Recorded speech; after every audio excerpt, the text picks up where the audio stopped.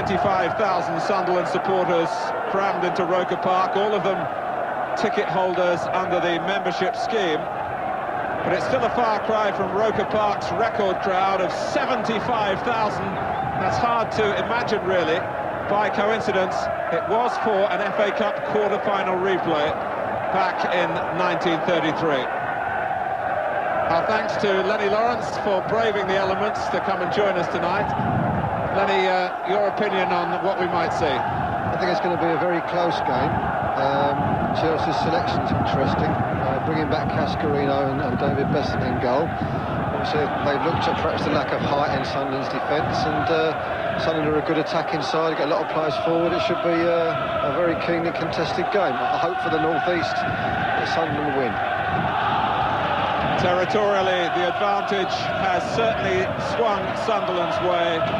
Psychologically, well, we'll have to wait and see. Chelsea seized up rather in the second half at Stamford Bridge. Can they play as poorly again? Can Sunderland play as well? One of them will be an FA Cup semi-finalist by the end of the evening.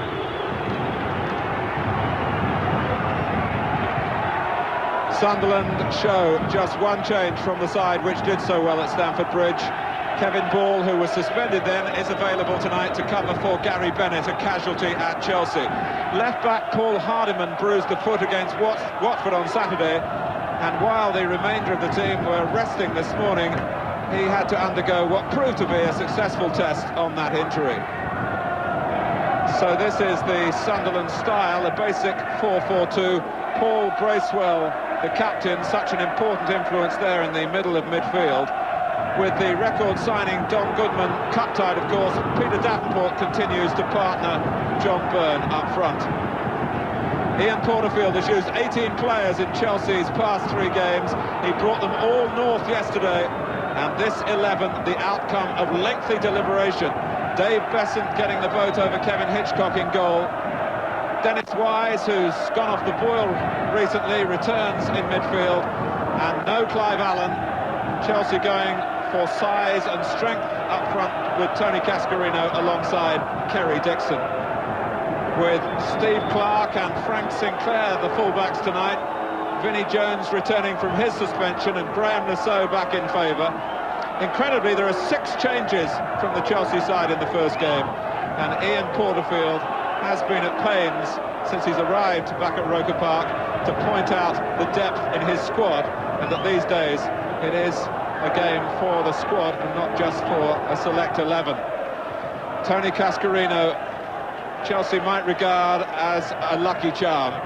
His record against Sunderland in the colours of Gillingham, he sent them to the 3rd division for the first time in their history with 5 goals against Sunderland in the playoffs, 2 of them here at Roker Park, and he got 2 in Aston Villa's colours in a 1st division game here a year ago. Ian Porterfield, a hero from Sunderland's past. John Byrne, a hero from their present. Absolutely brilliant run. 7 consecutive FA Cup ties, including the 2 that he played for Brighton against Liverpool last season.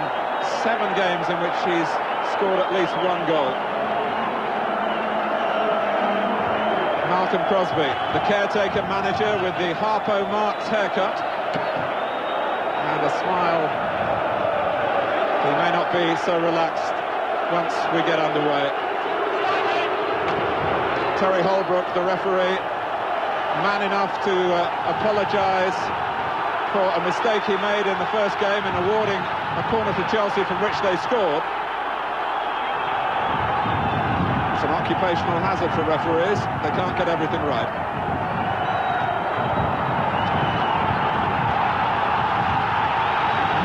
The wind is blowing. The crowd is roaring at Roker. And here's Wise.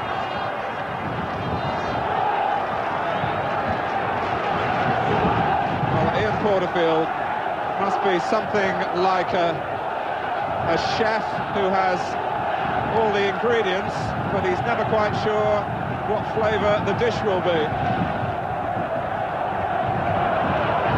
Clarke. support chasing, and Jason Cundy is there.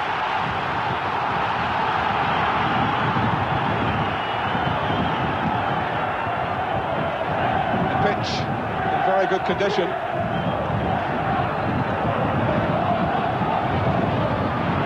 Both sides will appreciate that, but they won't appreciate the win. He's going to make a mockery, really, of the considered pass, the deft touch.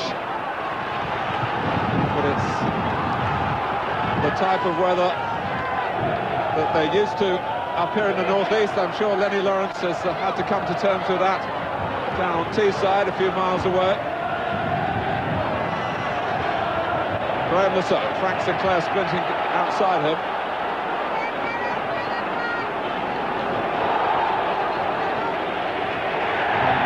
Encouraging start from Sinclair, who's got the vote tonight over Andy Myers. Sinclair had a rather controversial spell on loan with West Bromwich Albion, in which he ended up with a 9-game suspension. Elliott. One character, Lenny, back for Chelsea, Vinnie Jones, who has really become a natural leader of men. Yeah, I think he'll be a major influence on the proceedings, and his absence was significant in the first game. I think this is just his cup of tea. It's going to be a battle for Chelsea, obviously, and as I say, I think his presence will be significant.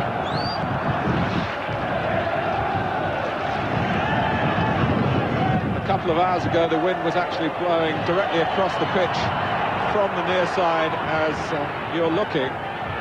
But it's veered away now to come slightly more from the left, so it may favour Chelsea before half-time.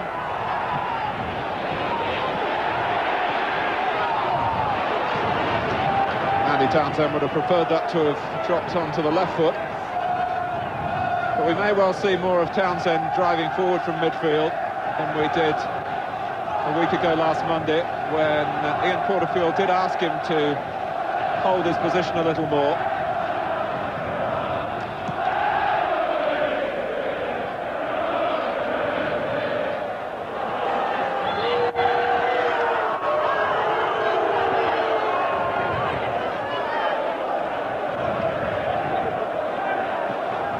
Both sets of supporters, indeed both sets of players, will recognise the length of time since either club was in an FA Cup semi-final. Chelsea was 1970 when they went on to win the trophy for the only time.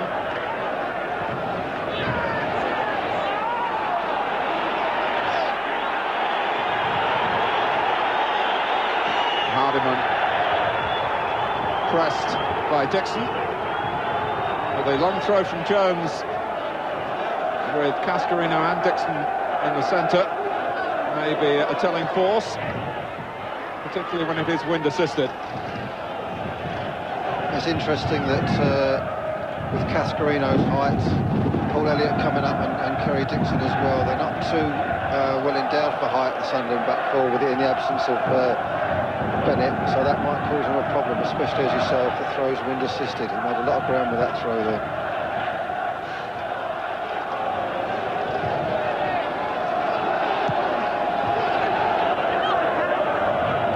Armstrong.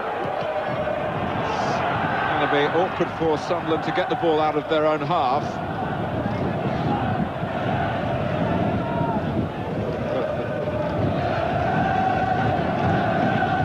But at least they play in these conditions often, and Tony Norman will have faced this particular challenge many times in the past.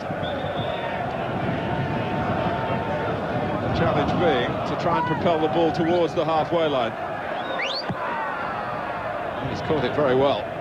That's a terrific kick. Armstrong climbed well. Dixon just cut across in front of Rogan. And the ball veering beyond the head of Clark. Elliott coming into the back of Armstrong.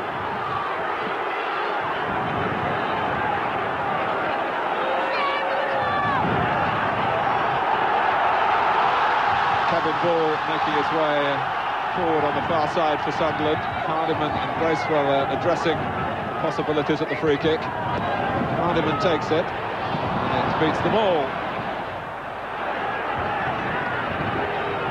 Cascarino letting it run out of play. Sunderland lost in the second division at Watford on Saturday, and they have dropped down to 17th in the table. They've got some major matches coming up in the league as well. The cup certainly cheers, but it can be a distraction. Bristol City come here on Saturday with a certain Dennis Smith as their manager, and after that it's away to Newcastle. Here's Bracewell. Oh, and Besant was surely fouled. He got the ball safely. It's a feature of their play, Sunderland. They're a good crossing side. They get the ball into the box every opportunity, and they get a lot of players in the box as well. Although Besant cut that one out, that's something Chelsea's got to watch for, and they've got to make sure they mark up on those crosses. As I say, they're a good crossing side, and they get plenty of bodies in the box. The challenge came from Armstrong. Besant, one of three of this Chelsea team who won the FA Cup with Wimbledon 4 years ago. Vinnie Jones and Dennis Wise, the other two, of course. Townsend. Sunderland really going a-hunting here. Townsend claiming that he was fouled, and the referee agrees.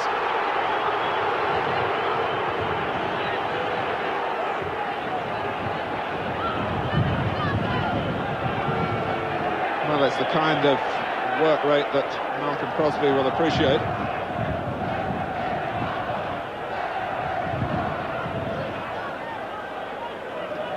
Cascarino calling for it as Clark takes the free kick. Once the ball gets that high, you never know where it's going to drop. Dixon. Turn back into Bracewell.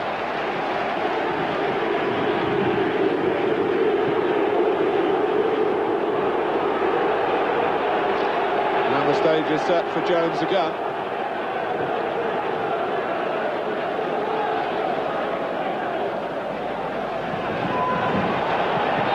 Launched himself, but in such a manner as to attract the whistle of the referee. Paul Elliott, his 28th birthday today.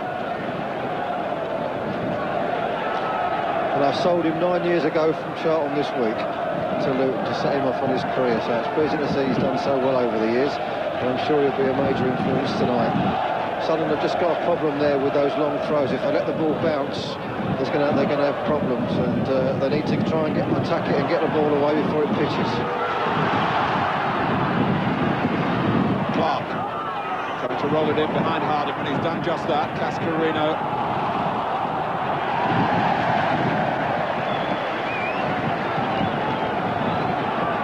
The Clive Allen decision must have been a difficult one for Ian Porterfield. I would say that he's not the first manager to perhaps believe that away from home, Clive Allen isn't necessarily the right man for a particular job on a particular day. That's no disrespect to his goal-scoring quality, which doesn't need any extra explaining from me. Besant! Early cross from Sunderland there, which Besant fumbled. And once again, they got one or two people just looking to pick up the pieces there, Sunderland.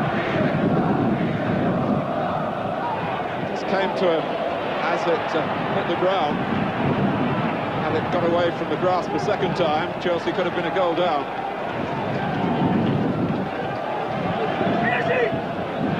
Well, Chelsea have been talking about the presence of Dave Besant in their goal. That's part of the reason why he's been preferred to Kevin Hitchcock, who's played pretty well in the cup run. But I think the feeling was at Stamford Bridge that he might have taken some blame for the goal. Norman's got to come here, and he's read it very well. Nodded away from Dixon. Jones getting back. Here's Cundy. Now Sinclair.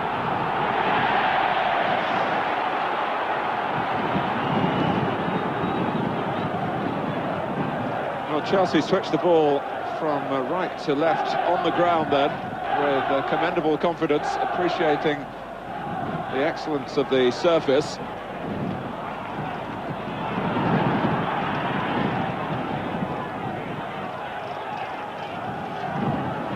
Chelsea have had 2 league games since the 6th-round saga started. 2 days after the match at Stamford Bridge, they went to Norwich and won, with a much-changed team, a number of whom have survived in the selection until tonight, and survived the home defeat by Coventry on Saturday. Bracewell. The flag stayed down. Gordon Armstrong from midfield is a genuine goal threat. He's scored 9 this season. Wise. Momentarily got beyond Hardiman.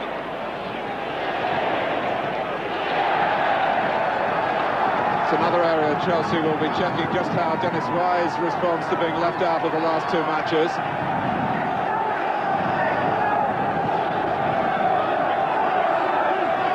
It's one of those nights, if you win, you pick the right team. If you don't, there'll be questions asked. Dixon! There's a danger to Sunderland from set plays there. Dixon's come off the line and he's got a free header in from that near post corner. They've got to make sure they tighten up on that, Sunderland, otherwise they're going to have problems. Of course, it was from a right-wing corner that Chelsea took the lead in the first meeting. A corner that, by universal agreement, shouldn't have been awarded. Davenport. Here's Byrne, but Sinclair's got speed. And he's just played in a cup quarter-final and scored the winning goal, but it was the Middlesex Senior Cup. Not quite the same.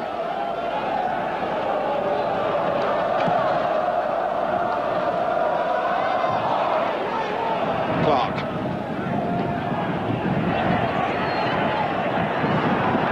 Ball running away from Atkinson.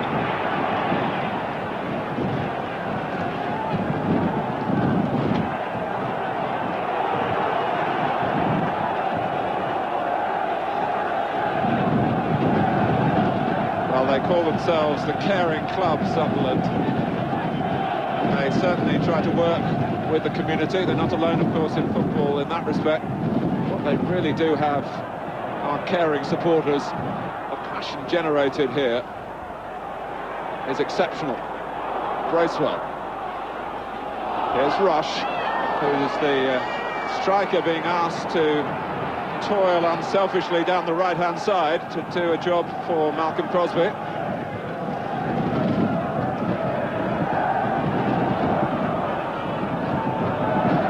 I'm sure Rush would rather be doing the job given to Davenport tonight.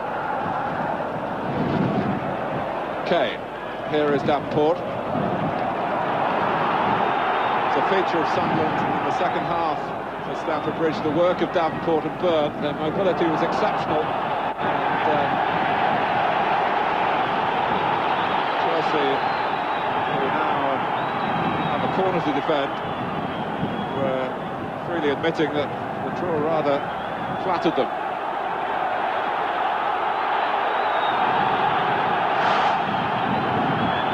Hardiman to take the corner. Rogan waiting by the near post. Byrne just behind him.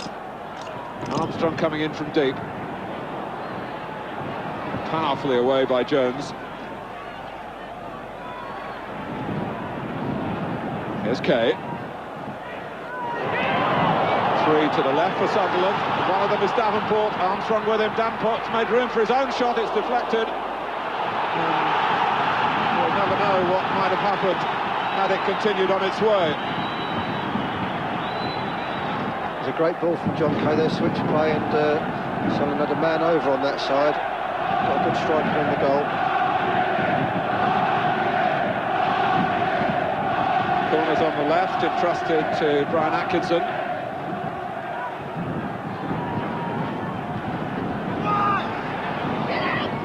Dixon doing well for Chelsea. Atkinson tries again.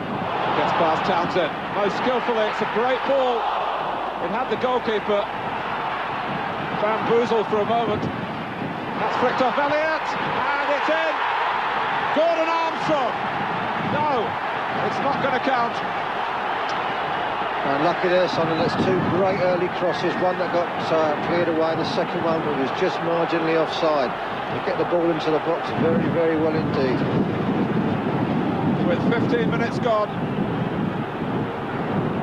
Armstrong felt he was moving forward as the ball was played, but the linesman was right in line, and it's still 0-0. Cascarino.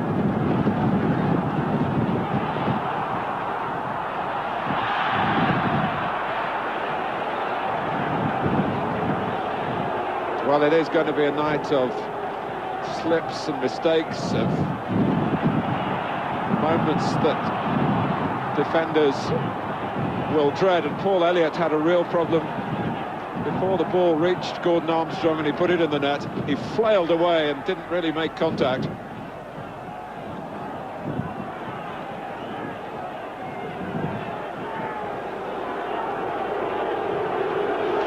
But still a reaction amongst the Sunderland fans of disappointment and disgruntled sounds.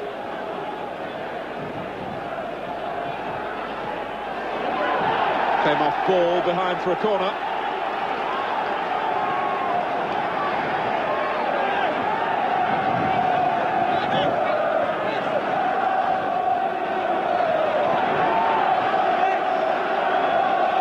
Elliott waiting on the edge of the area.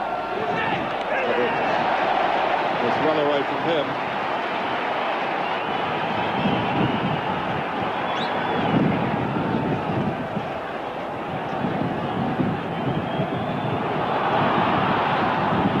Davenport.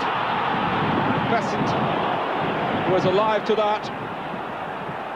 And in clearing the ball, he set Chelsea on here with Cascarino.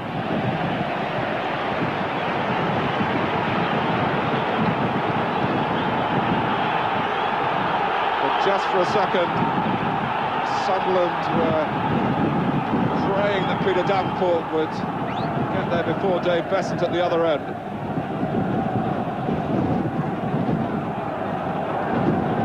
Clark.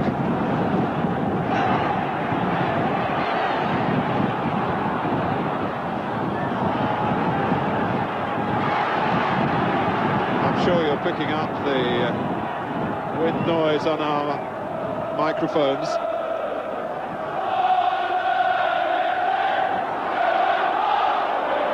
When the ball's on the deck, a sure approach from Sunderland.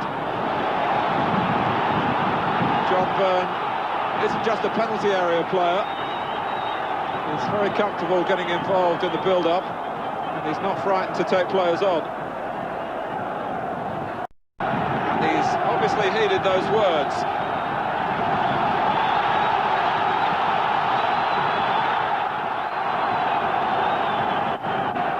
We're in the 20th minute. Hardiman. That was off Elliott. Past Byrne. They left Lasso upfield in Chelsea. Wise. Sinclair.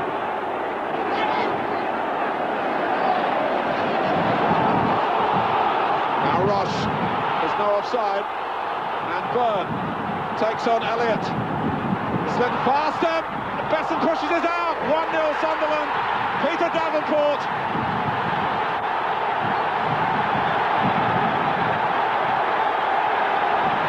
The delight is sustained this time. There was no linesman to mar the joy because Chelsea got it wrong, and Byrne had so much space in which to express himself. It was a great breakout of defence. Byrne ran at Paul Elliott and turned him inside out, got a great strike in, and Davenport was on hand to knock the rebound in. Sunderland have really come into the game in the last 10 or 15 minutes, and that should set them up nicely. Well, both these Sunderland strikers know that they're playing for their places, strange though it might seem, with Don Goodman ready to come back in the league games. And they're both very involved in this scoreline. Peter Davenport's goal, and John Byrne, this time the creator of it.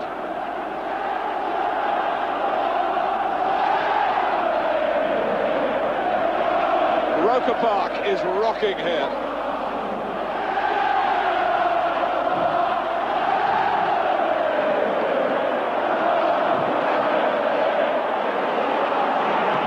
Armstrong. Byrne. Jones did well. Chelsea will look to him now. Cascarino, so doing the width on the left-hand side.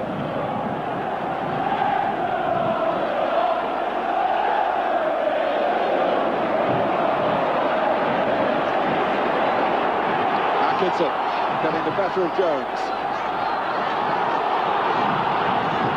Well, Davenport, who perhaps lacks the strength of many of the modern-day strikers, certainly has the stealth and the subtlety in his play. And when he's on song, as he clearly has been in both these FA Cup quarter-finals, you can see why he played for England a few years ago. You can indeed.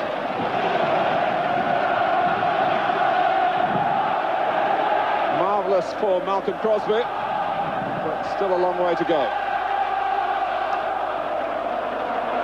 Off goes Dixon.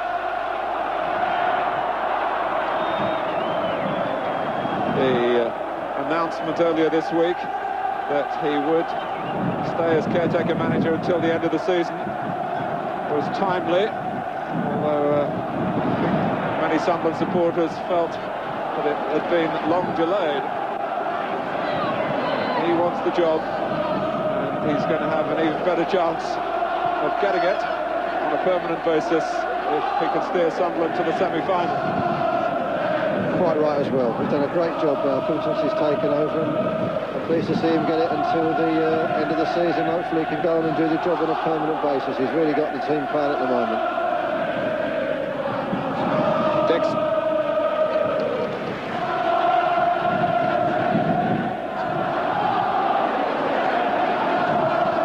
Well, the problem started for Chelsea when Byrne was allowed to turn and run at them.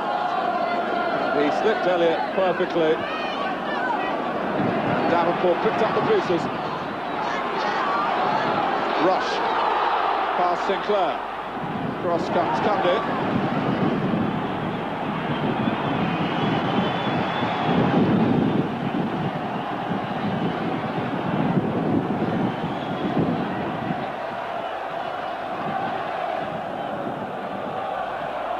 John Kay just beckoning Rush towards him to try and draw Chelsea out. They're not really having too much of that.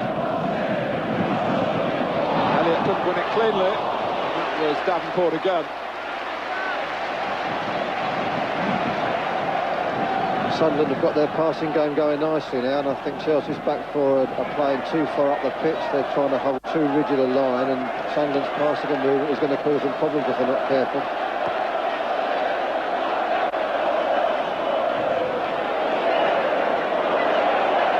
Rogan standing his ground. Davenport for Byrne.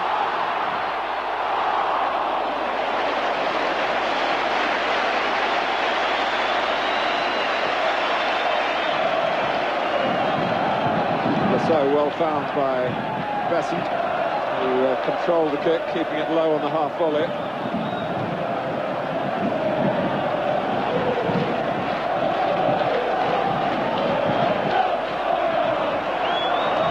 Doesn't want to dwell too much on the past, but there are so many similarities between 1992 and 1973, when Sunderland of the second division then won the hearts of the country.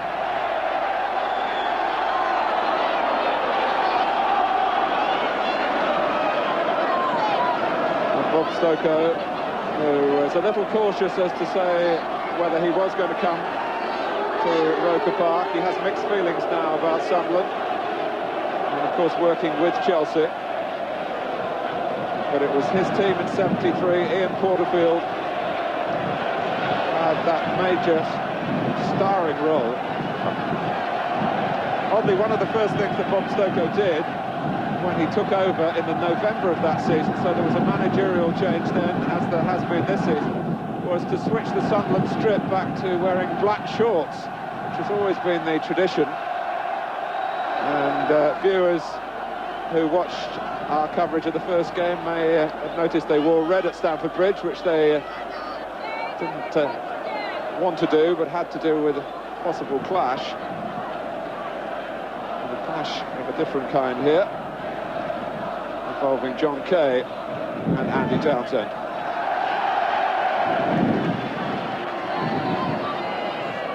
I mention the colours because it is a night of tradition. People do look for omens in the past. The omens are good at the moment for Sunderland.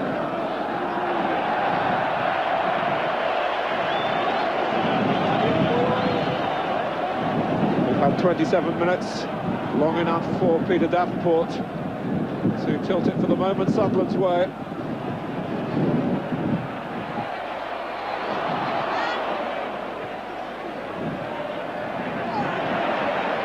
Header from Jones and from Cascarino.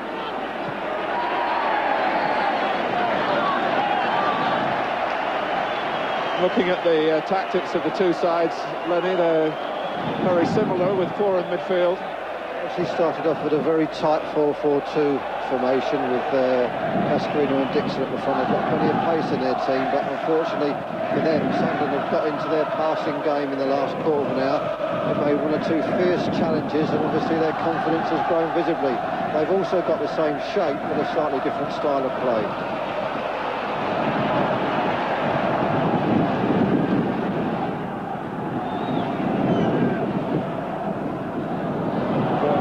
Too much, okay.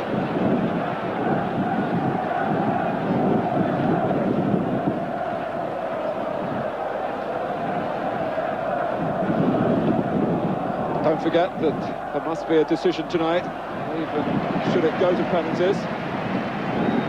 Sunderland had a shootout in the Zenith competition last season, which they won against Notts County. Chelsea have had one this season, which they also won.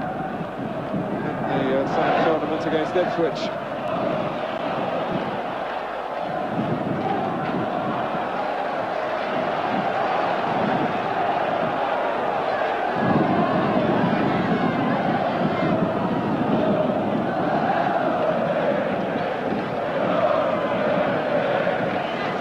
The importance here in the football sense is self-evident, but financially it means a great deal to both clubs as well. Chelsea's difficulties in that direction well documented. Sunderland considering a move to a new stadium. They're going to have a referendum with their supporters on that subject.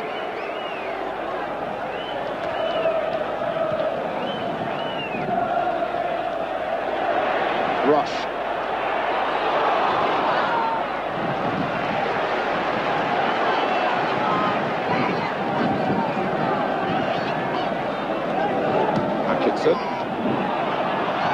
Davenport couldn't quite find the right angle for Byrne that time.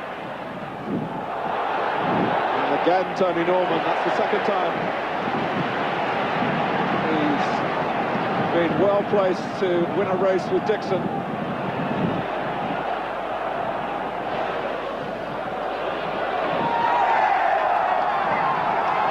Minutes to go to half-time.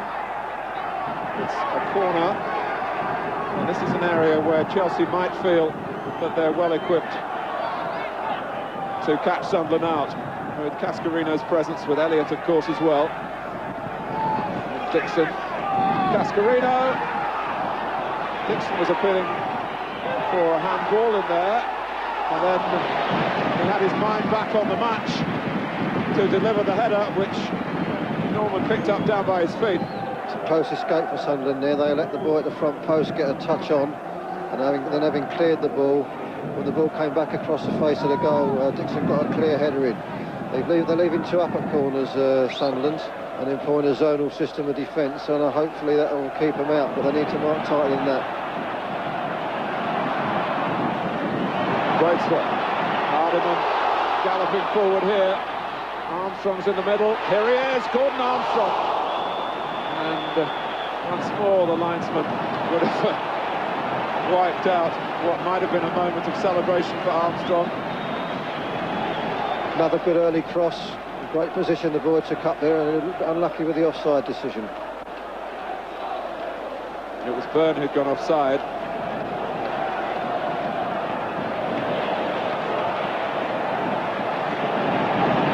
Wise.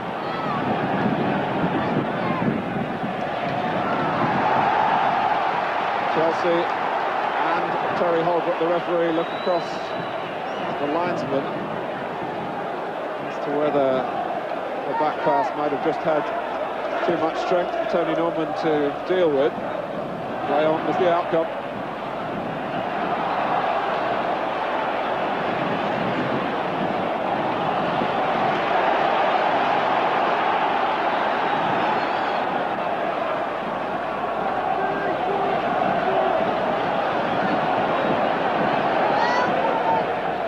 Rush.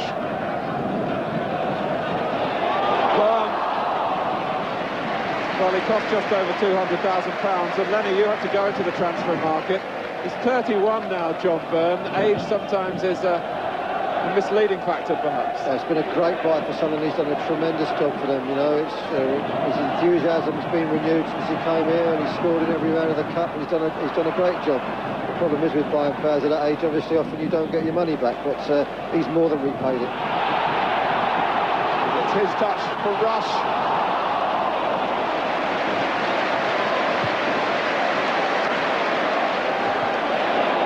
Rogan solidly, two ex-Celtic players in the centre of the respective defence. With Rogan and Elliott catching up on the news when they met before the game. A corner for Chelsea, having found value at the near post at their previous corner.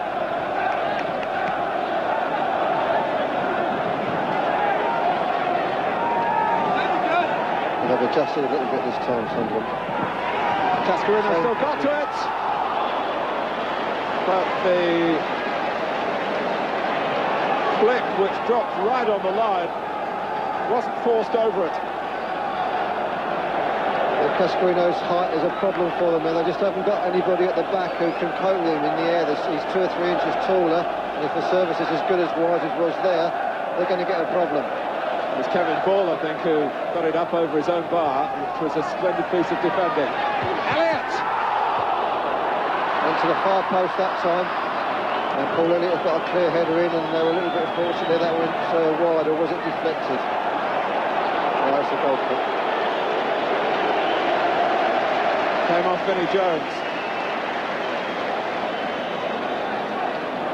But this is where Chelsea are at their most dangerous, at the set plays. Sunderland's lead has looked precarious, but a lead it is.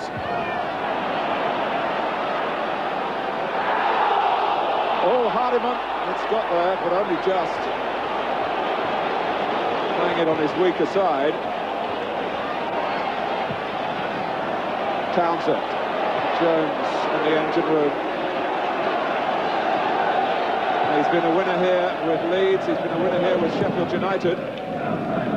His Chelsea team are losing. Cundy, Rogan, off goes Byrne and Davenport. Elliott was able to readjust.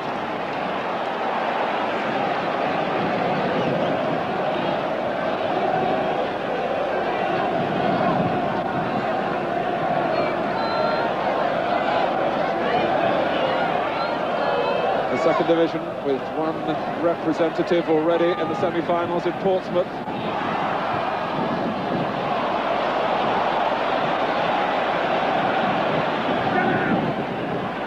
The ex-Portsmouth man Hardiman crosses. Bessant. Another good cross which nearly had Dave Bessant in trouble there, but he just got a hand to it and managed to touch it into him.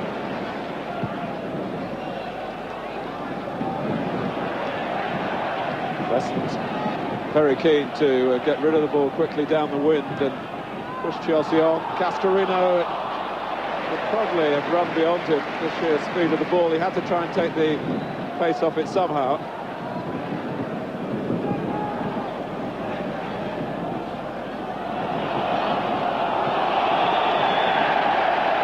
So Sunderland throw.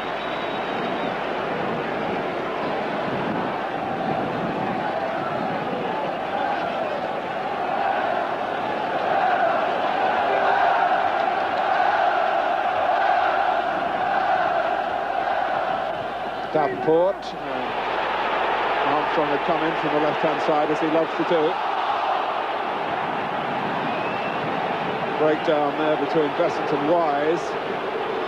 And Jones angry with his goalkeeper, really remonstrating with him, as if to say, well, you're taking an unnecessary risk there.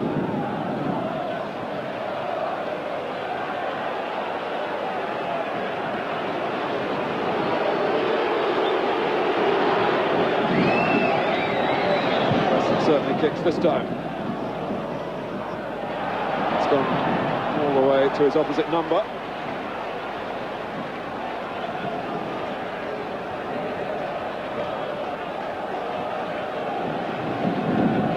Players crowded into an area around where the ball drops. Rush rescued it for Sunderland. Clark misjudging. Armstrong. Oh, chaos again. Burn. The whistle has gone. Chaos caused by a foul by Gordon Armstrong. A hopeful early ball into the box there that caused all sorts of problems in the Chelsea defence, and I think Sunderland were a little bit unfortunate to have that decision given against them. I don't know if it was offside or a foul or what. The early balls played in behind their defence are causing them all sorts of problems, Chelsea. Well, it didn't look much of a foul, did it, on the replay? But it's done and dusted now. Armstrong.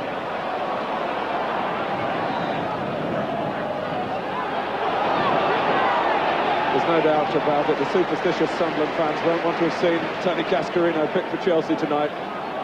He's caused them enough pain in the past.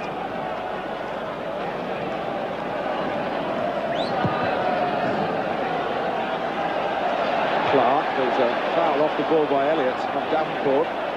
Something of a catch-weight contest between the two of them.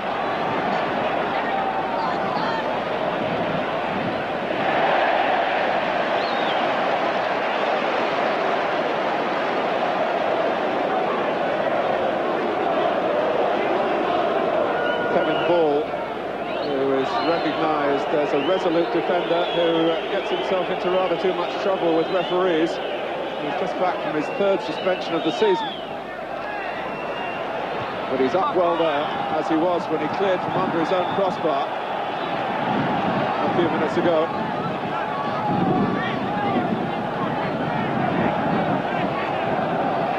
Just over 5 minutes to go to half-time. Wise with the corner. And Elliott robbed again. They just can't cope with Cascarino at the near post, but they are coping from then on, but with the greatest amount of difficulty. Clark.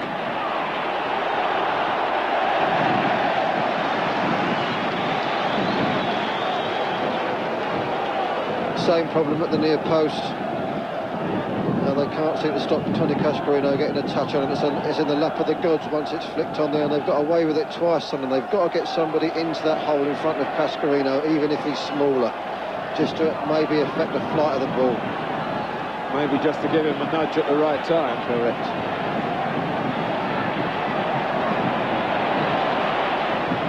Sinclair. It's calmly done in the circumstances by Ball. Burn perhaps a little too relaxed. Kay, the cult figure here, who's won the fans over with improved performances.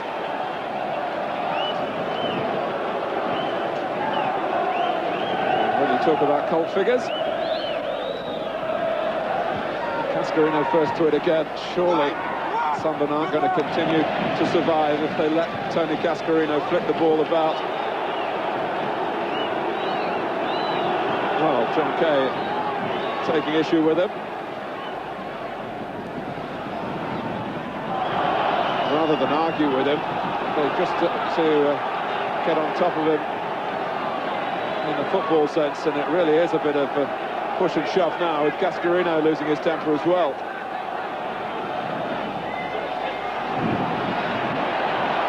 And that time he didn't quite make it his. He left Burn upfield.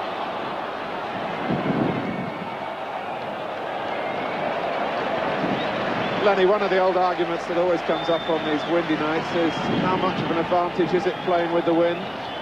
I think Sunderland in the second half have got to make sure that just because the wind is in their favour, they continue to play the good football that brought them the goal and the lead. Conversely, Chelsea might find it a little bit easier to play because the ball will hold up, and especially if they're looking to hit Cascarino in the air, they might find it more difficult for Sunderland defenders to attack the ball, which they've done in general play reasonably well.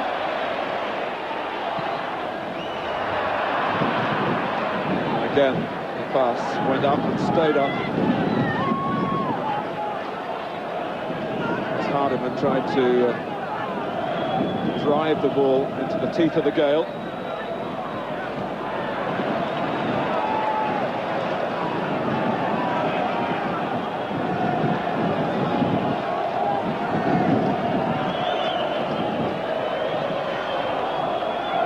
Townsend. Cascarino with the ball at his feet this time, and it was a handball given against Hardiman, and it's been given outside the area. There were two questions here: was it handball, and where did it take place? And I think it didn't take place there. Inside. It didn't take place where the free kick's from. That's a certainty. It's a dangerous situation for Sunderland, because if Wise whips it in there with his left foot, any touch and it's in the net. No touch for Chelsea, but they will at a later date assess our replay then. And that decision by Terry Holbrook.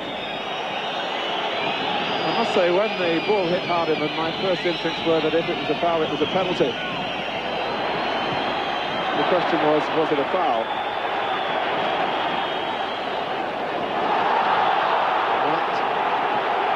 Here's a free kick to Chelsea. They've just got to hold out until half-time, Sunday. Now they're under a lot of pressure from free kicks and corners. They've just got to keep their cool, keep concentrating, and get in that changing room with that one-goal lead. Well, there's a minute plus stoppage time to go. Peter Davenport's lead threatened again.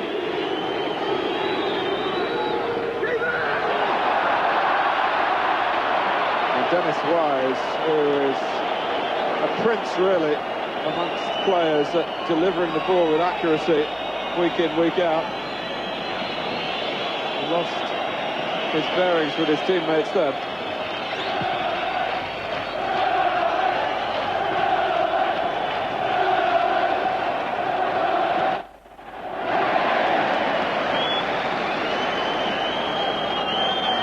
Chelsea maybe blown forward here one last time before half-time.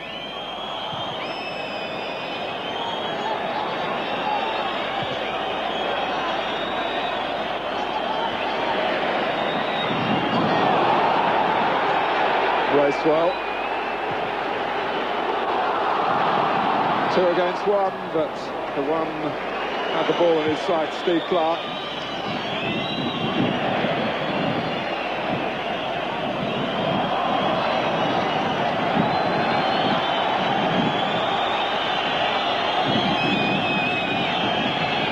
Half-time at Stamford Bridge, Chelsea went in front and didn't finish the night as winners. First half has gone with home advantage here at Roker Park.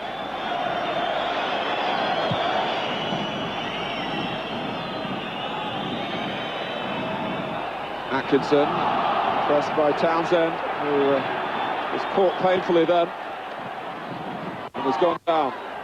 More problems for Chelsea. Davenport. Bracewell had made a run through the centre. Hardiman was on the outside. And Steve Clarke seemed pretty sure then that it should have been a goal kick, but it's the opposite verdict. And now Cascarino has to come back and help out. Had some 80 seconds of time added on at the end of the first half.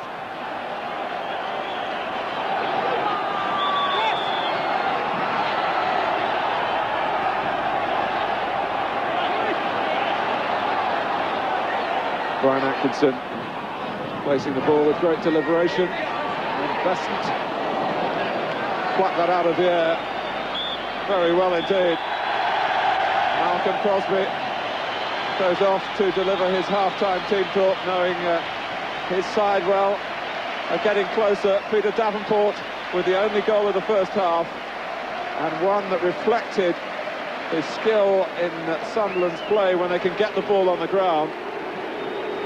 Chelsea have looked most dangerous in reply to that at their set pieces, with Tony Cascarino a real menace at the near post at a succession of corners. But at half-time at Roker Park, it's looking good for the second division, and for Sunderland, they lead Chelsea by 1-0.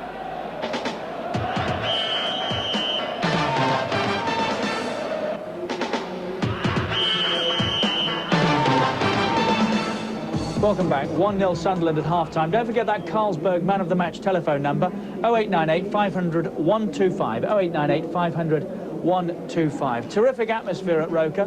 Sunderland so close to the semis. Very blustery night. I'm sorry if the wind from time to time is a little irritating for you, blowing across the microphones of both Lenny Lawrence and Martin Tyler, but just imagine what it's like sitting out there in the elements. Cold, Martin, I suspect. Right, let's have a look at one or two incidents. Peter Osgood, Jim Montgomery. Disallowed goal early, Peter, from Gordon Armstrong. Yes, I don't know why the referee disallowed it, but then seeing it, the guy was definitely offside. The linesman put his flag up straight away. I think you see the ball knocked in. It's a deflection actually, but the lad is in there straight away. You can see he's a couple of yards offside, and the linesman did flag on the side. Immediately. Yes, he did. Went up straight away. Because we're looking straight across from it from here, and he definitely put his flag up straight away. It was offside, Jim. Yeah, that's all you're going to get from him, unfortunately, it was. Thank God it was, yes, right. Thank God it was. Good goal from Sunderland's point of view. Superb goal, yeah. Young Rush did extremely well, winning the ball on the halfway line and nutmegging Cundy. Far too much space for a player of John Burns' ability. Yeah, I mean, he's at his best when he's running defenders. He takes them one way, comes inside, drills it along the ground. Difficult for the goalkeeper. Did extremely well, and there's Davenport to finish it off. And to be fair, they deserved it. Bad defending here, though, really, from Elliott. You know, he's neither gone one way or the other. He's given two chances. A fair Burns. He's a good Bernie. He's got through, knocked it wide, had a great shot. Great strike. He's a good lad. This good lad. This fella runs at players, wants to play, Jim, doesn't he? But like you say, he's committed himself, hasn't he? That's right, committed himself. And then good save from Dave. Unfortunately, it goes away. Good finish. Great finish, yeah. Great finish. I think they deserved it. I mean, on the balance of play of the first half. I thought when it started off that it was going to be 2 or 3-0, because Sunderland deserved to be 2 or 3-0 up, because they played superb football. But then again, the Chelsea came back with this pressure, didn't they, from the corners and from the corner free kicks. kicks. This is where we only see any danger, isn't it, from the corner kicks. And other than that, Sunderland have played football, have knocked the ball about.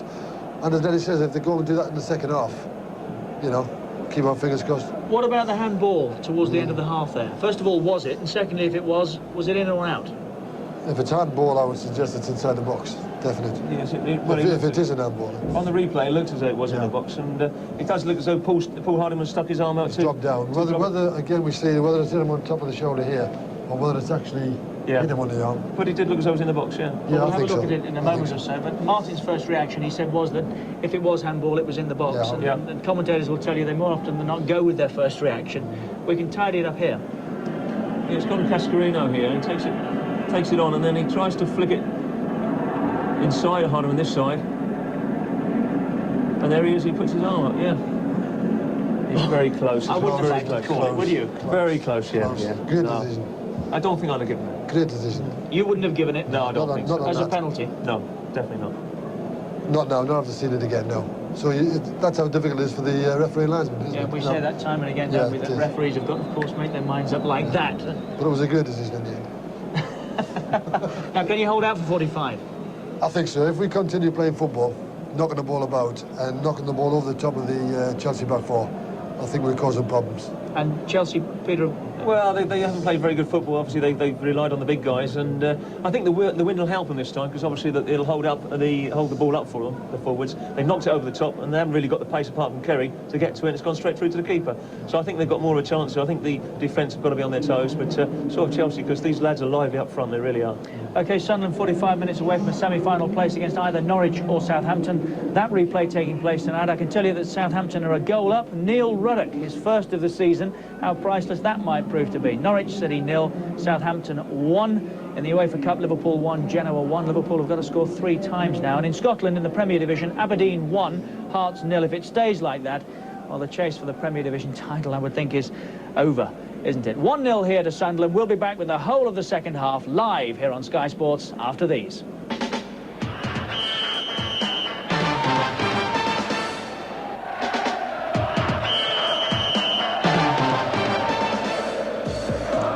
Welcome back to Sunderland. Score from the First Division, incidentally. Half-time, Forest 1, Manchester United 0. Nigel Clough, the scorer. Lovely to see those Italian-type flags springing up all over the country, isn't it? You try telling Sunderland that they are not on the way to the semi-finals. They'll have something to say about it in the second half, I'm sure. Just the 1 goal at the moment. We really do have a smashing tie on our hands. Let's go and rejoin our commentary team. Lenny Lawrence and Martin Tyler. Thanks, Richard. Hello again, everyone. We've had news from the dressing room that Sunderland have had to make a change at half-time. Paul Hardiman has damaged a hamstring, and Richard Ord, the England under-21 international, is scheduled to come out for the second half. Chelsea very quickly out, anxious to get on with the job. Richard Ord just going through the shot there.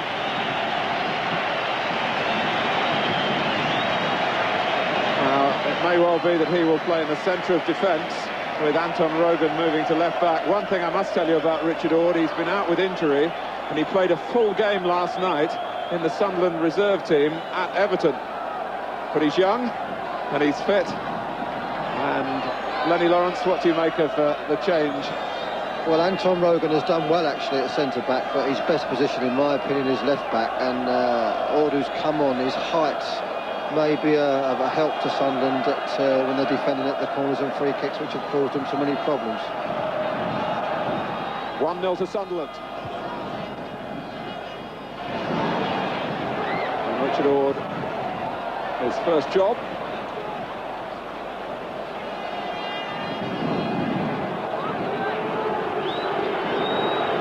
Ian Porterfield has the option, which I'm sure he will exercise if it stays this way, of bringing Clive Allen on. Cascarino, Lasso's waiting on the edge of the area. Sunderland collectively moving out towards him. More neat play from Davenport.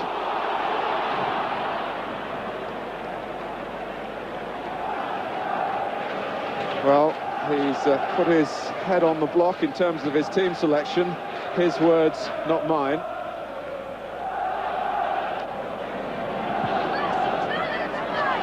Wise. But that's what managers do every time they pick a team, Lenny. You pay your money and you take your chance. He'll get all the credit or all the blame if they win or lose, as is the way of the world. So we'll have to wait and see. I think Sorry, Karen. The first 15 minutes of this half, I'll be amazed if Chelsea really don't give it a big shot, because they need to get back in the game quickly. And I think you'll find them trying to get forward at every opportunity. Townsend going in, but not reaching the ball. Jones looped it long. Kay watching the run of Graham Lasso.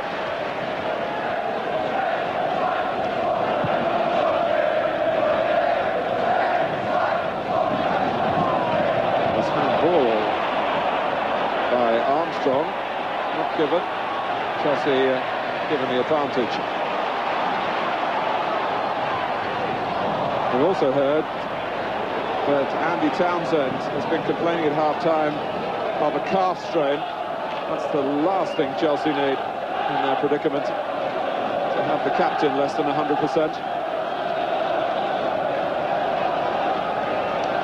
What they do need is him to start making some runs from midfield if they can, and the wind holding the ball up might give him more chance of getting in this half. Rush. Here's Davenport, wanting a player outside him. It's John Kay. He's had a look at him and then looked away. Townsend was moving well enough then. Bracewell, offside. Lenny, earlier in the evening, you said you were championing the northeast. A good Londoner like yourself. That's what a move up here does. Yeah, it's a terrific area for football, you know, and I've been struck by the sort of passion and the intensity of things since I've been here, you know, and it'll be good for the area if they could get in a semi-final Sunderland after our appearance in the Rumbelows. Okay. Again, some clever work from Davenport. Came to naught then.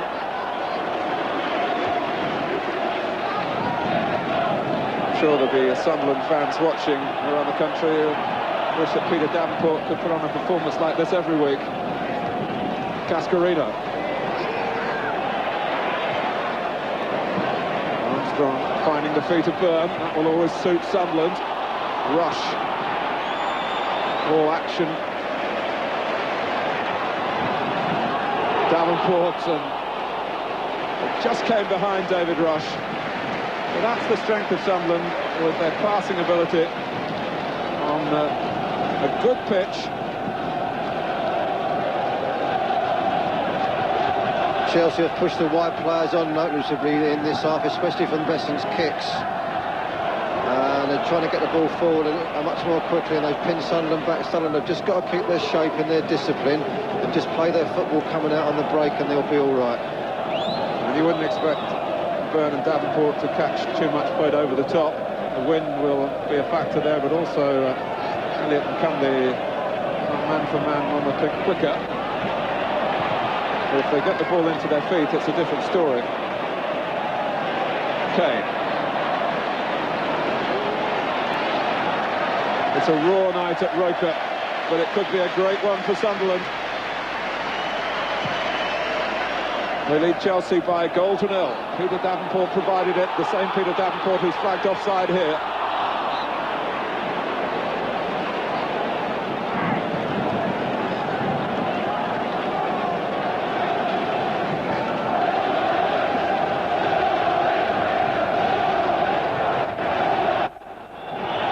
Interesting, the Chelsea line was a little bit too far up at the back, in my opinion, in the first half, and there they've dropped off too deep and the ball's bounced in front of them, and they're giving themselves all sorts of problems.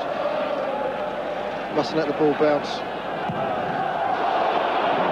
That's very lucky. That half-volley technique is one that some coaches frown upon. It is always a little more risky than kicking straight from the hands or from the ball on the ground, as Besson did then. Okay, Chelsea are going to need a colossal amount of character here.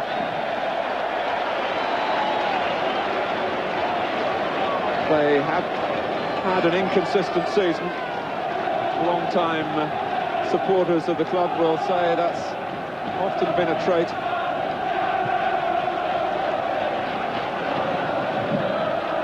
They have had a better away record in the First Division than at home.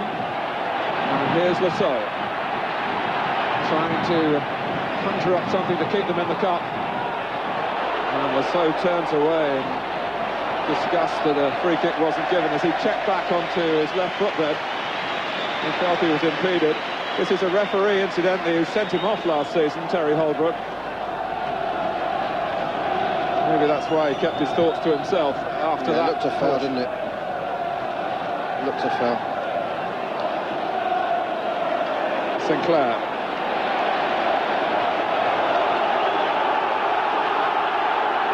Chelsea taking on not just Malcolm Crosby's capable team, but this Roker Park atmosphere, which remains special in football, even though the ground is at a reduced capacity. Byrne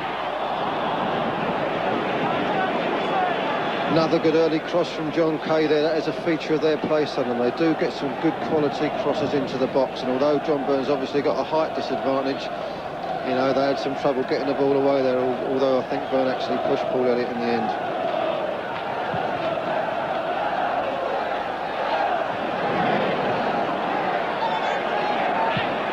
Rogan, who was signed by Dennis Smith to play at left back, he's rarely had the job.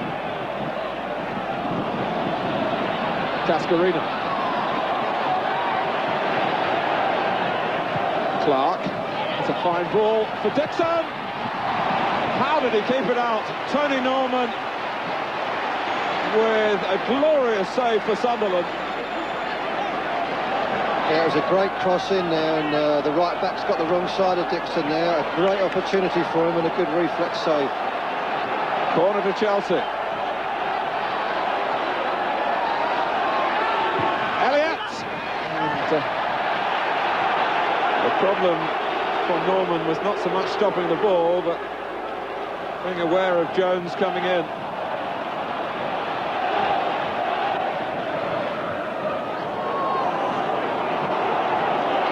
Put out by Sinclair.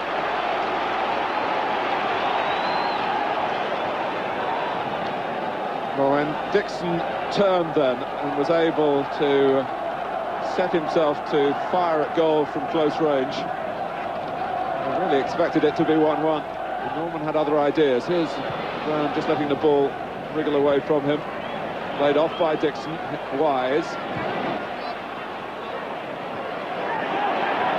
Cascarino, who really has been putting himself about to try and justify the preference shown in him over Allen. Cascarino again. Dixon.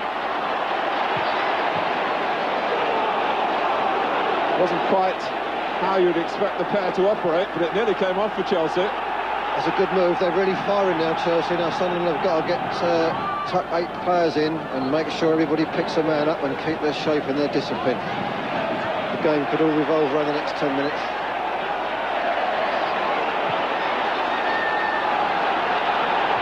Dixon. Out by Kay.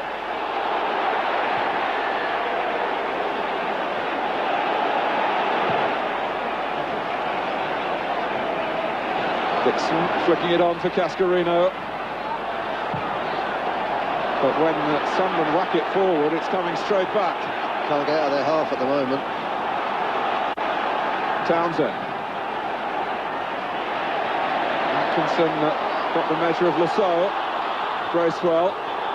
Davenport and Cundy committing himself. Cup final.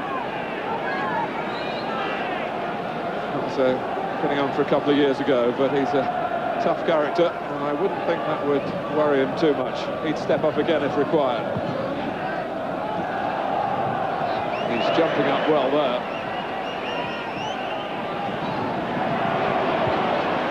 Sinclair. Chelsea beginning to look more like a First Division team now. They've got a lot of players in the centre. Oh, and another astonishing save from Dennis Wise's header from really a matter of inches. Norman got to it and got it up over the bar. Great build-up from Chelsea and a great early crossing from the left-hand side. Terrific reflexes there from Tony Norman. I don't know how he kept that out. It must have been 3 yards out when Dennis Wise did it.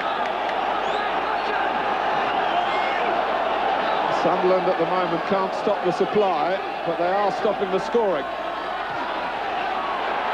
Elliott. Townsend off the line. Paul Bracewell by the post. It's not Chelsea's night, not yet.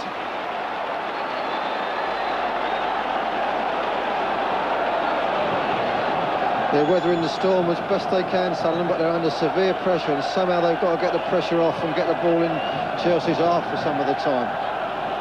Every time it goes up there, it comes straight back at the moment. Well, that's why they put players on the post. And Bracewell was able to get into the line of Andy Townsend. Cracking shot, he hit it very crisply. And this time Norman was beaten, but Sunderland had it covered thanks to the captain.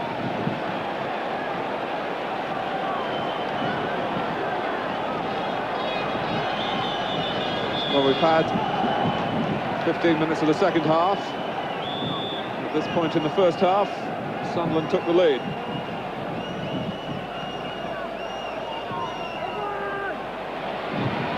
Ball! Well, one would not be churlish enough to criticise a misplaced header on a windy night like this. Kevin Ball came in very strongly, but it went back across the goal, and I'm sure he felt he might have had a chance of going for goal. He attacked it very well there, unmarked.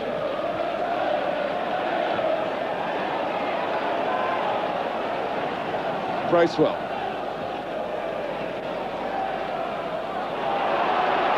Sunderland throw.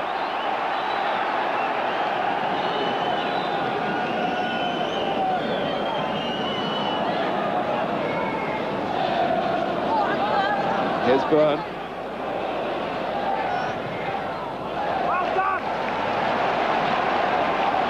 It was Armstrong who was trying to drive it across quickly. Sunderland get the throw.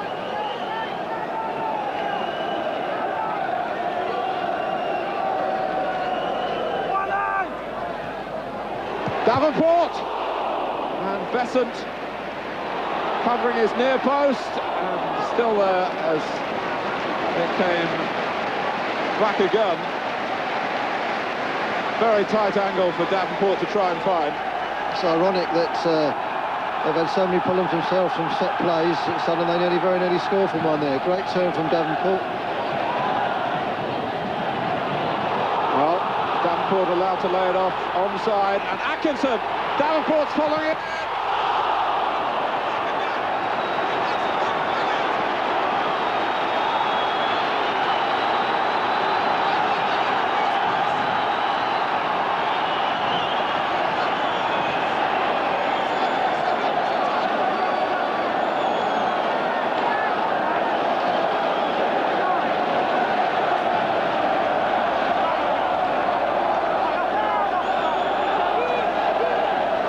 Byrne.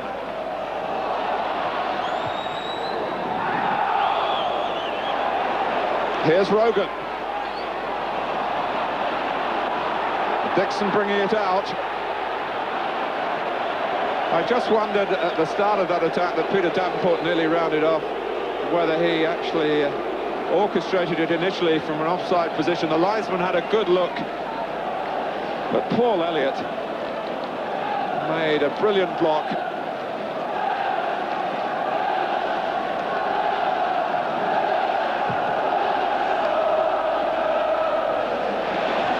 Elliott again. Townsend.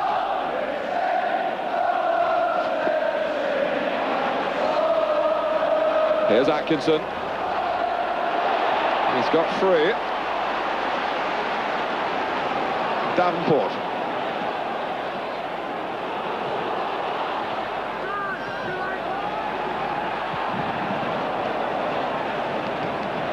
Sunderland have suddenly got a spring in their step again. Sunderland have bounced back very well there. On that last attack, they get the ball into Byrne's feet, and once they get it into feet and set things up and get runners coming from midfield, they look a good side. And that last chance came directly from a move like that. There's Byrne again. Great recovery tackle from Paul Elliott there. 19 minutes gone in the second half. Sunderland 1, Chelsea 0. And Rush holds up Frank Sinclair and then is held up himself in return. Townsend.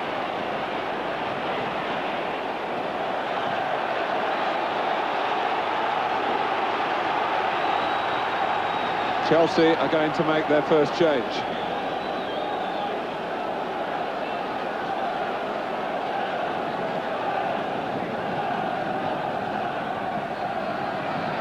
Just checking to look across, it is Graham Stewart who's being summoned by Ian Porterfield once Terry Holbrook has calmed down.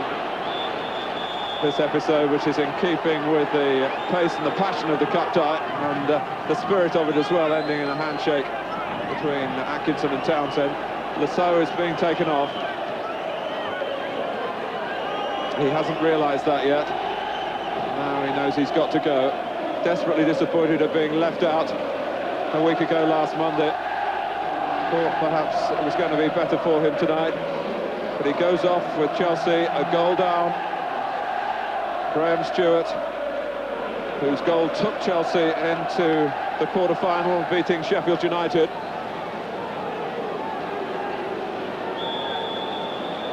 "25 minutes left, unless we go to extra time." This is Kevin Ball, with Dixon for company. The outcome is a corner.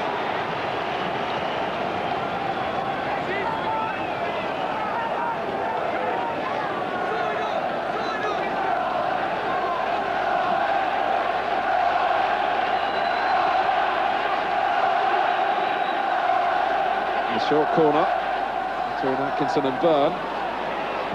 Here's Byrne, it's awkward for Besant, and it was Richard Ord with those long legs of his, who very nearly reached what was a cross shot from John Byrne. Another well-worked corner there from Sunderland. Finished up with Chelsea were half in half about pushing out, and then the boy nearly got on the end of it. Frank Sinclair wasn't far away either, and if he'd have touched it, it might have been an own goal. Cascarino with ball at his back. Sunderland getting closer and closer. Offside as Rush and Davenport exchanged passes rapidly. When that ball goes into feet to the Sunderland front players and they link up from there and get the midfield players running, and they look a good side, and they're going to cause Chelsea problems if they can do that often enough. Bracewell hit Jones. Not a good clearance from Rogan that time, but the linesman had been flagging. We've been talking about Sunderland slipping down the second division table, but their home record is good. They've lost only 2 here in the league, and none since Malcolm Crosby picked up the reins at the turn of the year.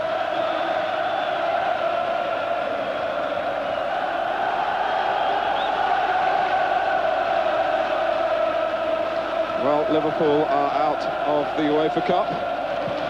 They found Genoa too high an obstacle. Beaten away and at Anfield.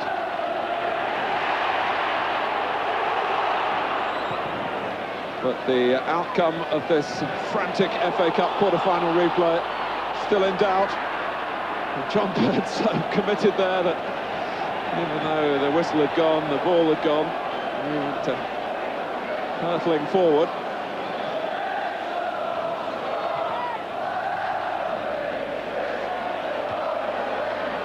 Sunderland have got to win the headers. Very, very difficult for them. It's been a strong suit for Chelsea. And even Dennis Wise with a close-range header almost found the key to the lock. And Tony Norman may well be spoken about in the same breath as Jimmy Montgomery after tonight, if it goes on like this. Whether he'll go so grey remains to be seen.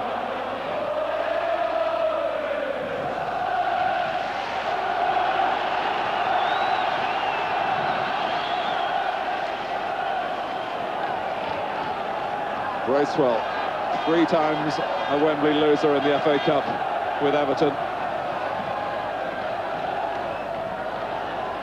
It's Rogan, and Terry Holbrook's verdict is a corner. Doesn't please Chelsea, who protest their innocence at getting the final touch. Well, they've looked for the short one, and they do it again. And Byrne has another trick up his sleeve. It's Cascarino who defended it well. This is Armstrong. He's got past Besant. They're queuing up in the centre. And Jones came back and it ran off him. He certainly didn't control the ball.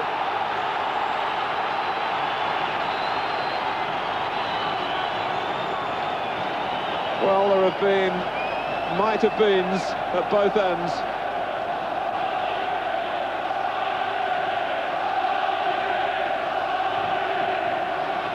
That ball came off Sinclair, misjudged by Elliott. Offside, offside. John Byrne thought that he'd extended this extraordinary sequence of cup goals, but the flag again went up promptly. There's 2 or 3 times that John Byrne's gone out for short corners and they've finished up setting up and getting a cross in, and they were very fortunate there, Chelsea. That ball didn't finish up in the back of the net. Clearly offside though, that goal, no doubt about it. They pushed out, he was 2 or 3 yards offside. Sunderland have got themselves back in the game now. They forced Chelsea back. They seem to have weathered that spell of pressure from Chelsea. And now with about 15 minutes to go, they're going to try and get the ball in and keep it in Chelsea's half and play their football as much as they can. Well, I'm sure around the country supporters will take issue with me, but where else do you find fans so committed to the cause? The red and white is shining bright at Roker Park.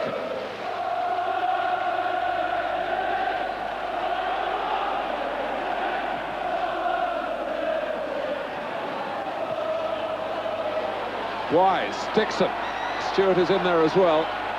That's Jones and Wise in the way. Atkinson was strong.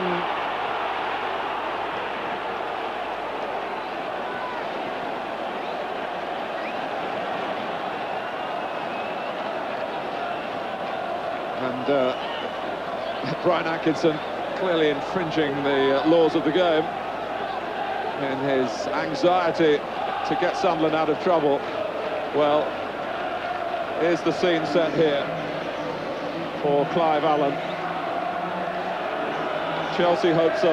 They declined to use him from the start. He comes on with a frown, but certainly with a sense of purpose. That's Dixon. It's a corner. Shades of the first game. Interesting that the centre-half's gone off, so I wonder if Chelsea are going to play with just 3 at the back for the last 15 minutes. Well, it's time for desperate measures. That's awed up well.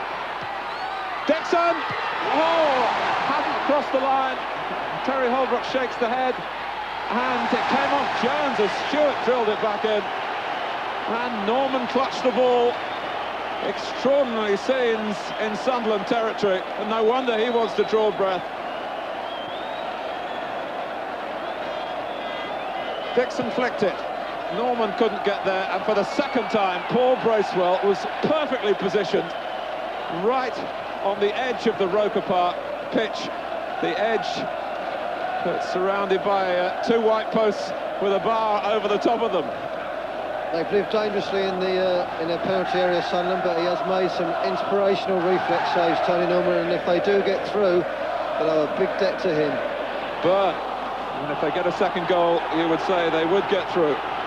They still seem to need that insurance. 16 minutes left.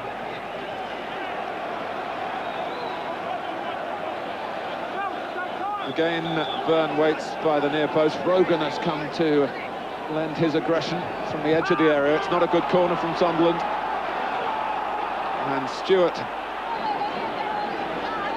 has got Townsend through the centre. Stewart prepared to commit defenders, and a foul seemed inevitable.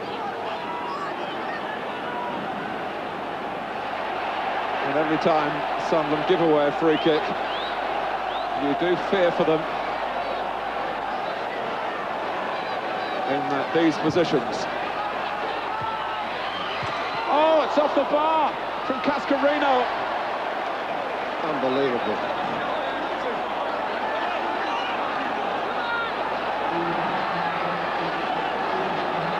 First to it again with Chelsea, Cascarino this time. Sunderland really strained defensively.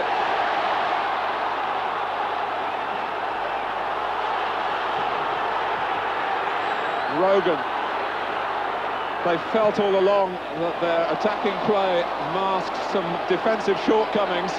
Here's Davenport, rushes up with it. Davenport, till Elliott recognised that he had to get a tackle in quickly. Somebody had to for Chelsea. But Tony Cascarino nearly came out to haunt Sunderland again and stop them getting to the semi-final.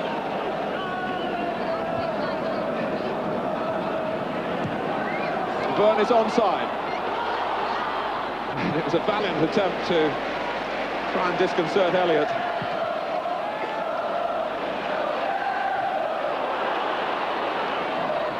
Rush. Okay. It is a captivating cup tie, and as it was down at Stamford Bridge when we felt that it was the pick of the 4 games at that stage. Stan Ternant, like Ian Porterfield, a former Sunderland player, a lot of head shaking on the Chelsea bench, but a bit of head shaking here by Cascarino just to see it still in place. We can tell you that at the City Ground, Nigel Clough's goal enough to beat Manchester United. That's good news for Leeds. Chelsea looking for some good news of their own here. Offside.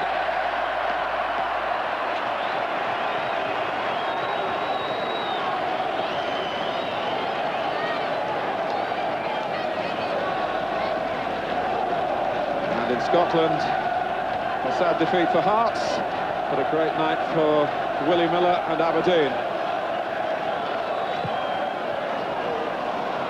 Stewart.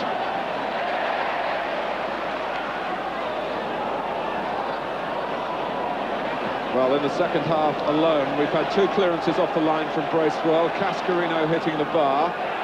Brilliant work from Norman at the expense of Dixon and Wise. Chelsea have done everything but score.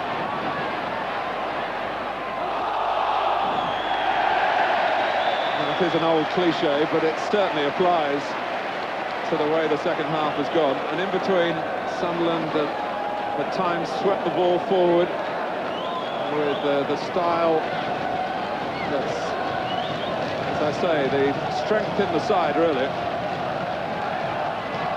Chelsea have gone with just 3 at the back and pushed 5 forwards up now virtually, and left a 2 in midfield, and Sunderland have got to be mindful about whether or not they're going to just continue playing that in the same way and leaving 3 up the front, or whether they're going to just settle for what they've got and make sure that they don't get outnumbered at the back. That's what I would do. Got Wise and Stewart in the wide positions, and Cascarino and Dixon and Allen all pushing virtually in a line of 5, Chelsea. But you wonder where the away team, who have grown in stature here, equalise with single figures in terms of minutes left on the clock. Yeah. Chelsea will get 1 or 2 more chances yet, I would think. Burn. Rush. Burn holding on the right. Atkinson inside him is offside.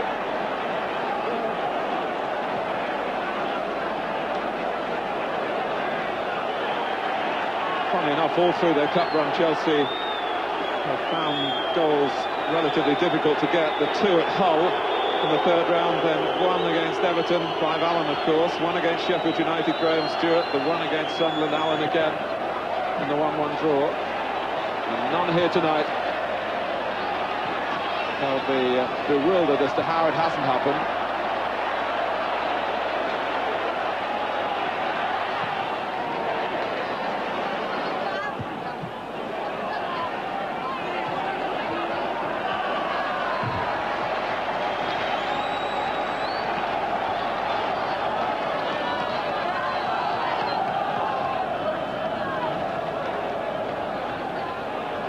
What a fine game Davenport has had.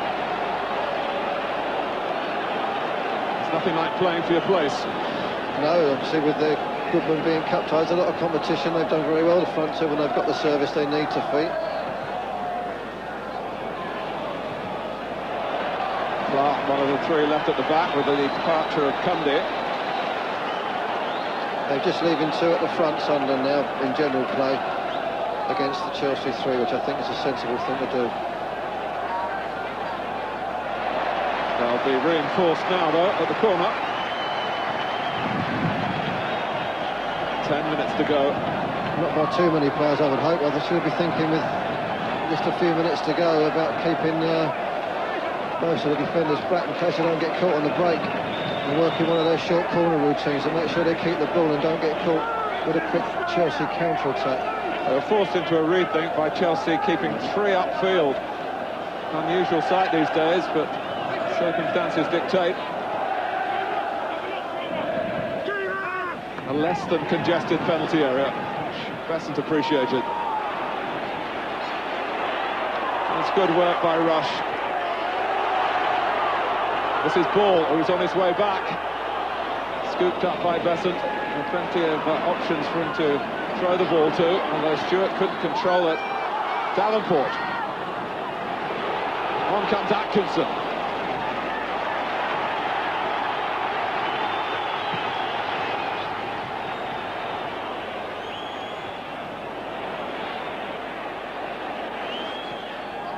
Jones, that's a fine ball. Clive Allen pulling away on this near side. Dixon trying to set himself for the cross, not given the luxury of the time. Great work from Bracewell. Just to get the ball away and to find Davenport was icing on the cake. There'll be no offside here. Stewart. Brought down, right on the edge again. Stewart trying to suggest that it was inside the penalty area.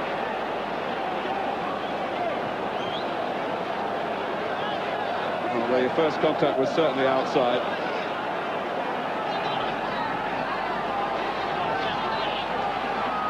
Sunderland have just left Byrne upfield.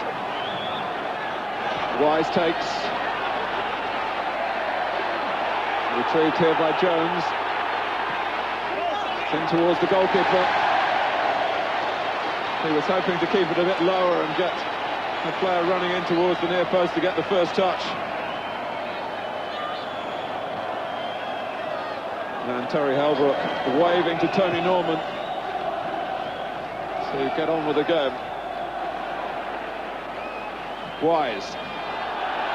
Sunderland edging closer and closer, but it's been so precarious in the second half that really you don't want to start paying the tribute yet, because it might not be pertinent. But they've done splendidly to get this far. And you'd sooner be in their position than Chelsea's. Absolutely. Armstrong.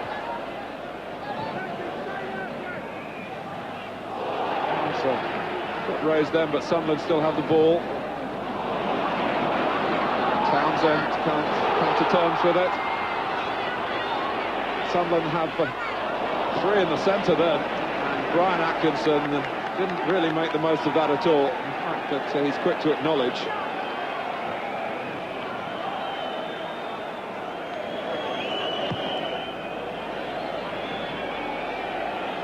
Cascarino. Chelsea haven't been in a semi-final since 1970, and is the wait going to go on?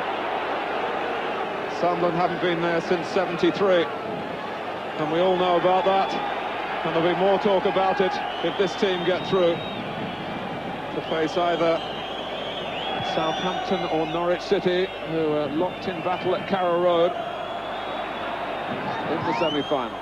Ord's header. Jones made that his. Townsend!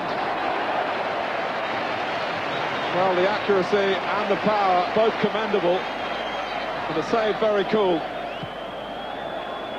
Terrific save. He got himself behind the line early. Dealt with it no problem.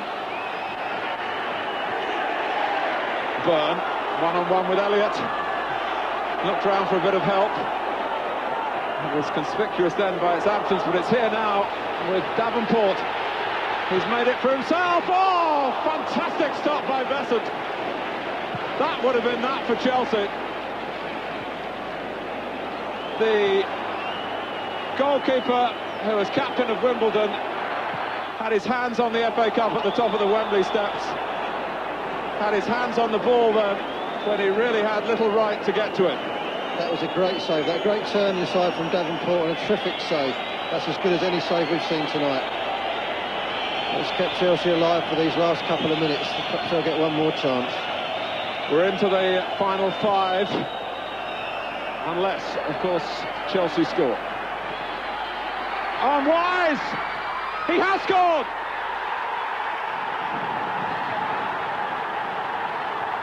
Relief. Agony.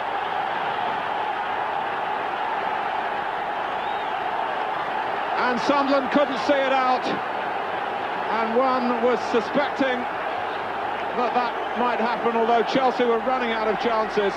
And you think back to that Besant save just a few seconds earlier, and it's significant. Dennis Wise poaches a goal here in the nick of time for Chelsea. That's very hard on Tony Norman. That was a magnificent game in Sunderland's goal. But to be fair, Chelsea have had a lot of opportunities which they've missed, or Tony Norman saved them. The whole thing revolved around that Besant save 2 minutes ago. Otherwise, Chelsea would be dead and buried. Here's Townsend. Cruel luck for Sunderland after battling away and playing so well over the previous 85 minutes. Ian Porterfield said to me earlier today, before I announce my team, I'm just going to have a word with Dennis Wise to see whether he's right in his mind to come back tonight. He's been left out, he's gone off the boil, to use the manager's words. Well, he's bubbling now. It's 1-1.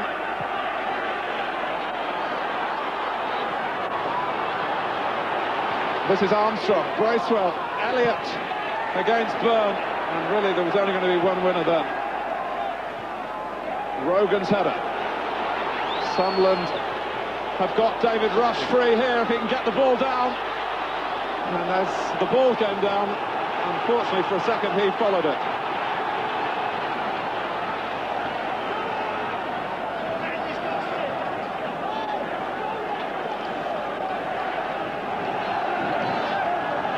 It's been snatched, Malcolm Crosby might feel, from his grasp.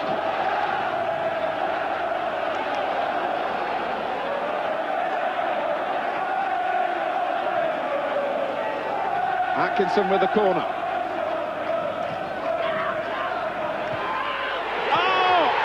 A fantastic header! Gordon Armstrong! It's back in his grasp.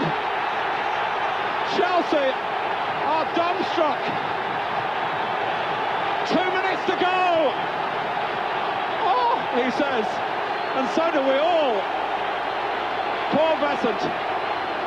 Once Armstrong launched himself at it and made that connection, there was only one outcome. He is great in the air.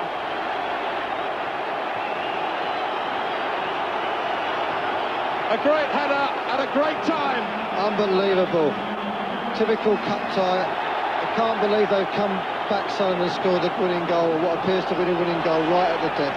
Great leap and a great corner. There's a roller coaster of emotions here, and Sunderland are flying high. There's a player whose head hadn't gone down at Dennis Wise's equaliser. His head was high, very high.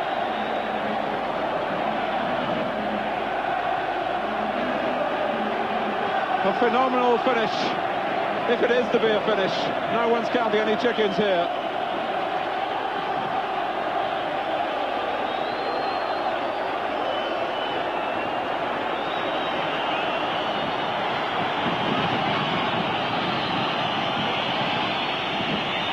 Dixon. Chelsea come again. 3 forward. Frank Sinclair is one of them. Corner. The 90 minutes are up.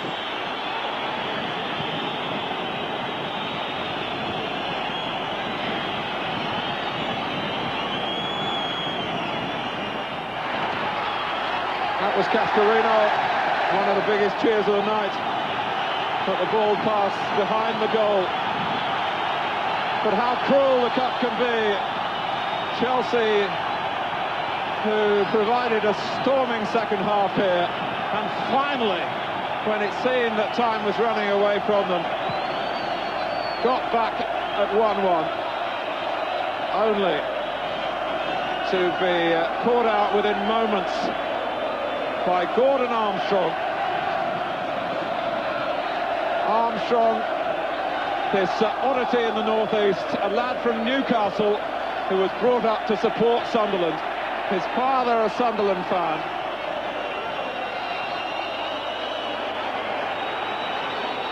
It's Rush.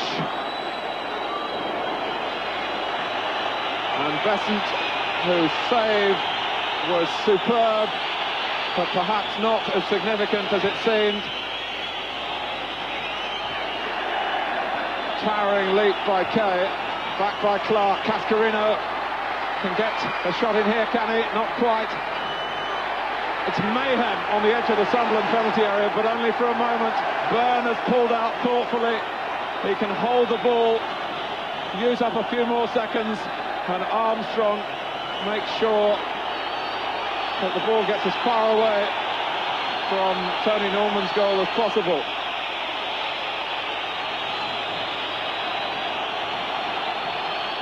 Atkinson, headed on by Armstrong. Here's Cascarino, Allen inside him. We've had 2 minutes of stoppage time, it's Wise. It's over, it is over. And Chelsea go out. Sunderland are into the semi-finals for the first time since 1973. Peter Davenport's goal gave them a lead that they found great difficulty in holding and couldn't hold when Dennis Wise, with Chelsea's exit seeming inevitable, equalising, but Gordon Armstrong providing a finish which will live long in the memories at this club that has so many great cup ties in its past.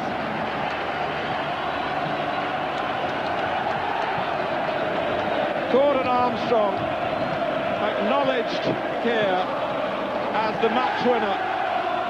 A wonderful night for the Wearsiders. The Rokerites rising to Malcolm Crosby's team. A splendid success for Sunderland, who followed that win at West Ham by catapulting another First Division club from the capital out of the FA Cup. The red and white stripes have been worn with pride here tonight, and Sunderland stride on. The two goal scorers are with Nick Collins. First of all, Gordon, what an amazing end to what had been a marvellous cup tie. Tonight under difficult conditions. I'm just pleased we come out on top. It could have gone either way, really. When Chelsea came back at 1-1 with just 4 minutes to go, did you think, oh, here we go, extra time? Yeah, I mean, obviously there was only a couple of minutes left, so you think it's going to go extra time. And then, luckily enough, we got the goal, like, must have been a couple of minutes to go. Well, it was a marvellous header. I mean, it really was perfectly placed, wasn't it? Yeah, it was a good ball in from Aki. It's something that I've been shouting at Malcolm to do all week, and he's eventually, just in the last minute, Aki's done it. It's a great ball. And here we go. I think you get a chance to have a quick look at it here. It comes from the corner. Yeah, good ball in for Brian. And just got to go above Andy Townsend, and there's nobody on the line, which was surprised. That, and it flew right in the corner. Right in the corner. Cheers, mate. A training ploy that worked. Let's bring Peter Davenport in as well. Peter, you scored the first goal to set Sunderland on their way. You must have been pleased with that. Oh yeah, I thought that was it. With 5 minutes to go, 1-0 up. You think we're going all the way. We drove our luck. They hit the bar. Tony Norman made a few fantastic saves, and we thought that was it. And then right to the death for them to score. Well, let's show you your moment. Here it comes, midway through the first half. John Byrne did tremendously well. I pulled away to the back stick here, and he's shaped up as if he's going to cross it. He's took the defender on, beat the defender. Keeper's made a good parry, and just run nicely for me. Wrong side of the forward, the defender, get in the back of the net. Right position at the right side. There were so many incidents, though, in this game, weren't there? 2 goals disallowed, then... Incredible. End-to-end stuff, wasn't it? I mean, it must have been a hell of a cup tie to watch. Paul Bracewell getting the ball off the line, what, twice, wasn't it? Yeah, at least twice. It seems to be a bit more than that from what I remember. Tremendous. Listen, Les, let's Cheers, you go and celebrate. Well done. Thank you very much indeed. Well, Lenny Lawrence, you've been championing the cause of the North East. You must be as delighted as the Sunderland fans who are out there today. Well, it was a fantastic climax to a terrific cup tie, really.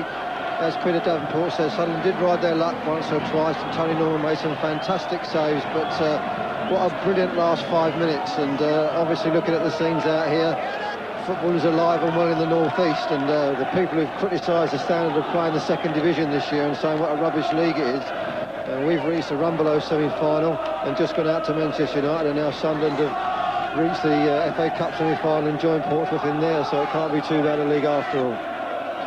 Well, these supporters are very proud of their club, of their traditions of the past, but they're very, very proud of the present as well, because Sunderland of the second division, we have a second division club in both FA Cup semi-finals now. Sunderland have beaten Chelsea by 2 goals to 1.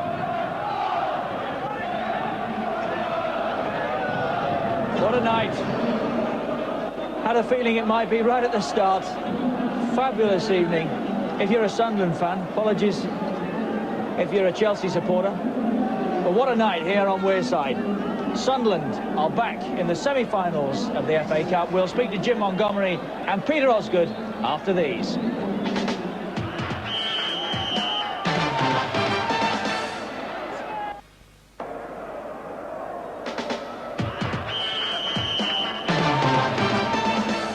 Welcome back. Sunderland into the semi-finals 2-1. That Carlsberg man of the match telephone number 0898 500 125. 0898 500 125. Norwich Southampton, incidentally, the other quarter-final replay tonight. 1-1. They're in extra time. Southampton with Matt Letizia and Barry Horn sent off now. Let's go and have words with Malcolm Crosby, the winning manager. He's with Nick Collins. Well, Malcolm, have you got your breath back yet? Yes, just, yeah. It was a wonderful, wonderful cup tie, though, wasn't it? Yes, it was, you know, it was a superb game, and anybody watching, you know, must have been envious that they weren't actually at the game themselves. It's difficult to know where to start because there were so many incidents, but obviously going ahead midway through the first half with Peter Davenport's goal must have been a big help. Yeah, I always said, you know, the team that scored first, you know, may win the game, because I knew it was always going to be tight. But, you know, generally our first half performance against a strong wind was very good. And, of course, we've gone in at half-time, and I was really pleased with the performance. What sort of things did you say at half-time? Well, you know, I mean, we'd done quite well against the wind, and, you know, Vinnie Jones's throw-ins were causing us problems, and we'd handled them quite well. And we said second half, you know, we've got to try and keep playing the football. But, you know, you're 45 minutes away from a semi-final, and really that's all the incentive you need to give players. That second half, though, will go down as one of the great 45 minutes of the season, as you think. Well, it was non-stop. I mean, credit to Chelsea, they really came at us, you know, and Besson caused a lot of problems with long balls into the box. We counter-attacked very well, and, you know, both teams had a lot of chances. An obvious question, but what does it mean to be in the semi-finals for Sunderland? Well, it's obviously brilliant for the club in general, but, you know, being from the North East, I'm so pleased for people in the North East. You know, we've got a team there, and okay, some of them don't support us, but we're representing the North East, and we hope we go to Hillsborough and get to Wembley for them. The scent of Wembley in your nostrils? Well, you know, we won't count our chickens, but you know, maybe it could be our lucky year. We don't know.